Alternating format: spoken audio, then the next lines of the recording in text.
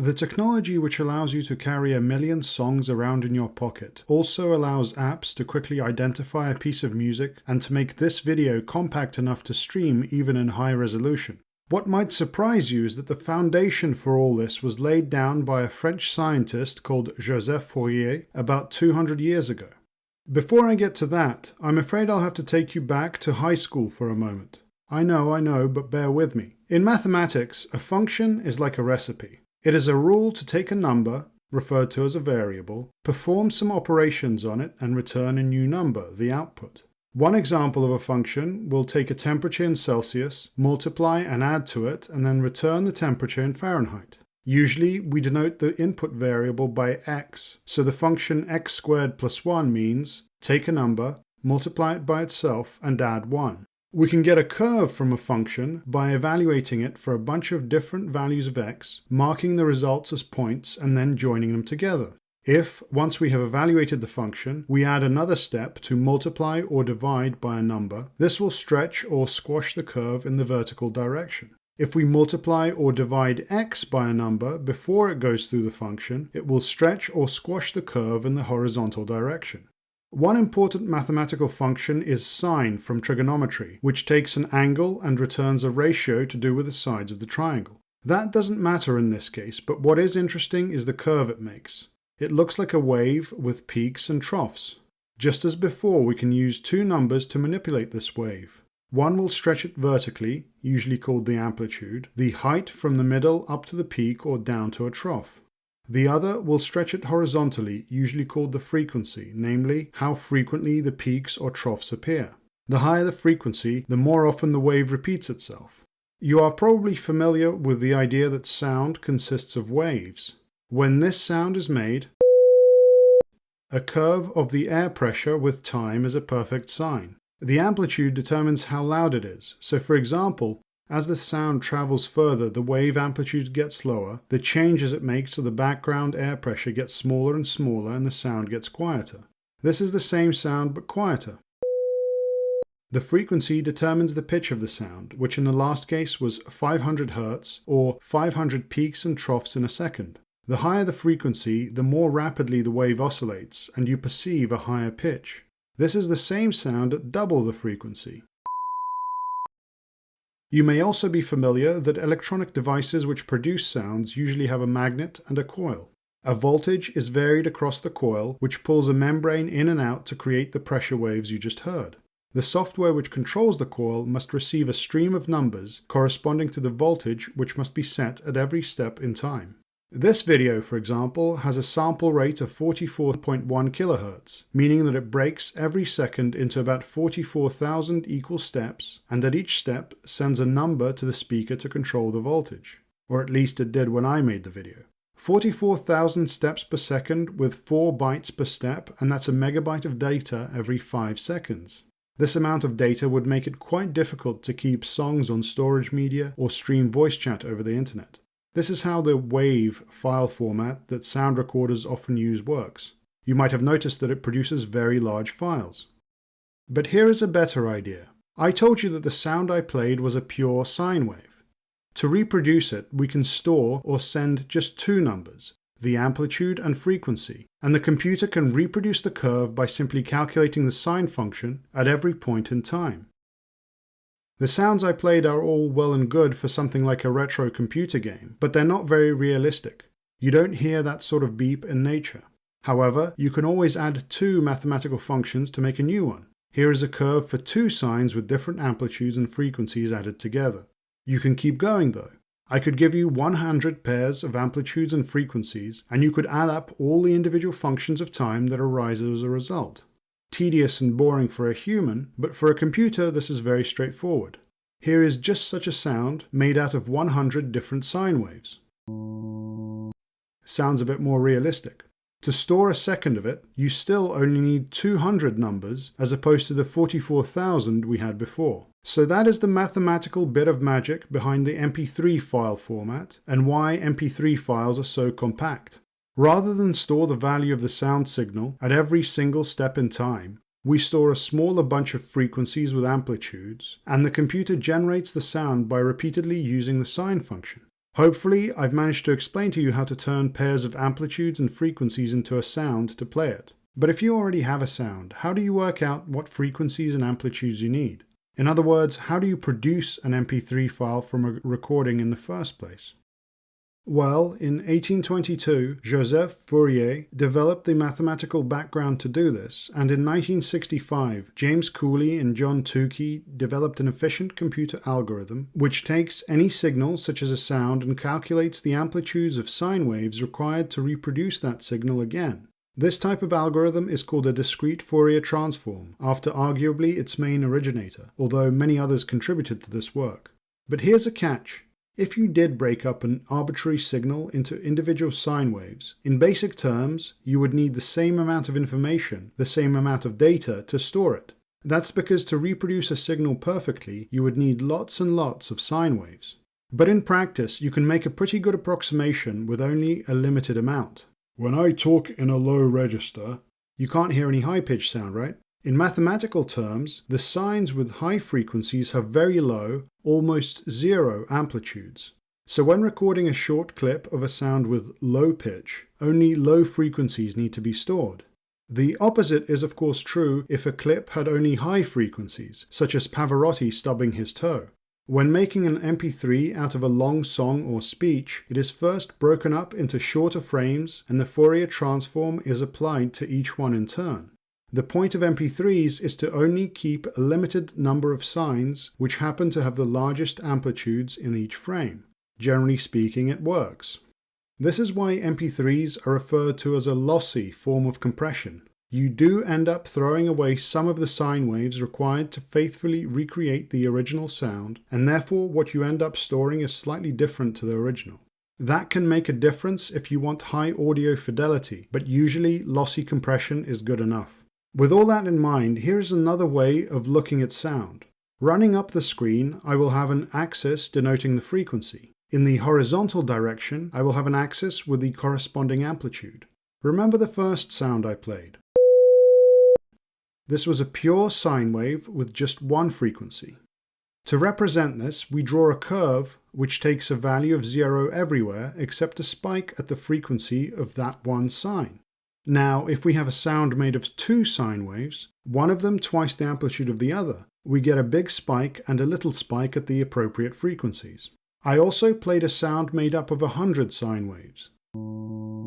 Actually, some of the waves that made that sound were really close together in frequency, so it means that those spikes become slightly wider. In fact, that sound began as a recording of my voice. Here is what the original, with all the frequencies kept in, sounds and looks like. This is what the term Fourier transform refers to. I've taken the wavy curve of a sound signal and transformed it into a curve of amplitude against frequency. Bear with me for a moment, but I'm going to color this curve by how large the amplitude is. The spikes where the amplitude is high become bright in color, and where the amplitude is low becomes dark. This allows me to squash the graph into a thin strip representing just a short interval of time. If I once again have time running along the horizontal direction, I can visualize frequencies as they change in a much longer sound. For example, listen to this short piece of music as I do just that.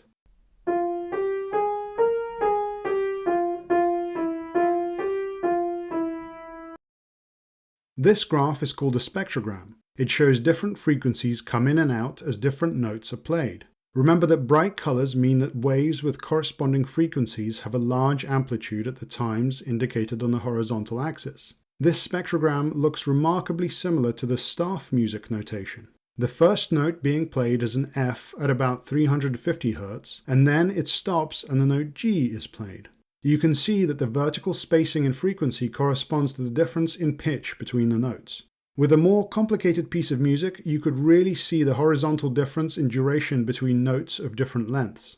Spectrograms are the principle behind apps which can recognize a song based on just a short clip. I mentioned how MP3s might compress sounds by keeping in only the most important frequencies. It is possible to use the way that Fourier transforms decompose a sound into its constituent sine waves to deliberately remove or filter out certain frequencies. If there is an annoying high-pitched noise, it's possible to set its amplitude to 0, but then recreate the sound from the rest of the sine waves. Whole ranges of frequencies can be filtered out in this way. It also makes it easier to simply cut out periods of time with undesired noise. My videos don't have good audio quality by any measure, but I do filter them a little bit. Like many others, I use a program called Audacity. Normally, it shows sounds in waveform mode, which is just the sinusoidal signal. It only tells you how loud the sound is in a given period, but nothing else about it. However, putting the view into spectrogram mode is much more instructive. My voice produces bright lines in the spectrogram, whereas when I breathe out, there is a smattering of medium amplitudes across many frequencies. The spectrogram view makes it very easy to spot whenever I've taken a breath, and I therefore endeavor to remove that sort of clutter from my audio. These sorts of spectral methods allow music to be auto-tuned and apparently can even be used for guiding missiles. Spectrograms should be familiar to anyone interested in radio technology, acoustics, and analog electronics.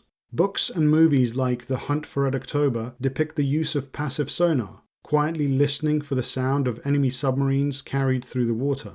The noises produced by the propellers and engines are unique to each class of submarine and can easily be distinguished when visualized by a spectrogram. So far, I've talked about functions of one variable, which in the case of sound waves is time. It's also possible to have functions of two or more variables like x and y. This function means take the number x and square it, take the number y and cube it, and multiply them together. By multiplying the sine of x by the sine of y, each with their own frequency, it's possible to have a wave in two dimensions. An image on a computer is composed of pixels with three colors: red, green, and blue. Taking just the red for now, this is stored as numbers on a two-dimensional grid. Whereas before we split time into steps and had a number representing the sound at every step, we split an image into pixels in both directions and have a number representing the brightness at every pixel. You can probably see where I'm going with this. It's possible to decompose that brightness data into sine waves of different amplitudes, corresponding now to a pair of frequencies using a two-dimensional Fourier transform. A lossy format, such as a JPEG, will then compress the data by throwing away and not recording those sine waves which have low amplitudes. This might seem a little weird. With sound, we had something that basically looks like a wave already. But surely a picture, unless it's taken at the seaside, doesn't in general contain waves. Firstly, a JPEG breaks up larger images into smaller pieces, just like an MP3 breaks up a song into frames. Within these small pieces, it turns out as the colors change, it is possible to represent them as sine waves. JPEGs with a low quality and therefore a small file size relative to the size of the image store very few of the waves required to reconstruct the image. This leads to artifacts. Here are JPEGs of an apartment building in high and low quality. If we zoom in on a vertical edge of this building, we can see some of these artifacts. There appear to be vertical lines of the wrong color next to the edges. To explain this, let's take a horizontal slice from the original image to see the brightness values of the individual pixels. On the right, the pixels are bright and therefore have a large value. Then there is a sudden drop and the pixels on the left are dark or have low values. The mathematical function which defines this curve is unsurprisingly called the step function. If we decompose this curve into its constituent sine waves, but only keep a few of them, this is what it will look like. The curve oscillates. If only we had kept more sine waves, their peaks would have filled in where this curve's troughs are and vice versa. Images of text often produce artifacts because letters pretty much are high contrast lines with sharp changes in brightness. On the flip side, most images are not filled with a large number of sharply contrasted edges, so the JPEG method works pretty well. There is also lossless compression, which as the name suggests stores an image compactly but without altering data in any way. For example, if an image of a blue rectangle on a black background is saved as a PNG, rather than storing the value of every single pixel, the file would store the following instructions. Set every pixel to black and then go between two horizontal and vertical positions and set every pixel to blue. In this case, there are no compression artifacts, but generally, PNG files come out larger than JPEGs. Finally, everything I've talked about can be used to compress movies. The sound can be treated like an MP3 or similar. The visual component consists of sequential frames, some of which can be stored in a similar way to JPEGs. Usually though, not much changes between any two frames. A car might move forward by a short amount, while the background remains the same. Therefore, it's more economical to store only the change in pixels from the previous frame to the next. Fourier methods can again be used to store these changes efficiently. Typically, there will be a keyframe which is stored in its entirety, and then up to 30 seconds of these little changes. When you see garbled footage, this is usually due to the data encoding those changes being corrupted. Eventually, when the next keyframe is reached, the video looks good again. In summary, I've talked about the mathematics of a huge chunk of internet traffic, most audio, images, and video.